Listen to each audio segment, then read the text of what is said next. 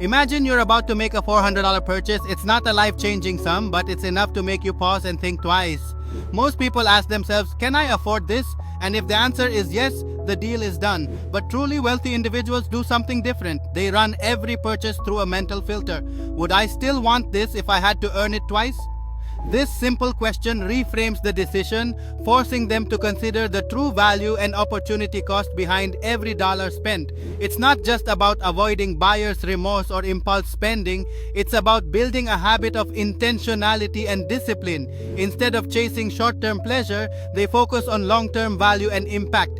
They ask, will this move me closer to my goals? Is this purchase aligned with the life I want to build and the legacy I want to leave? This mindset isn't about denying yourself joy or comfort.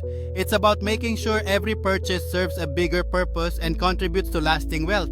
Over time, these small moments of reflection add up, creating a strong financial foundation and true freedom. That's the real secret behind lasting wealth.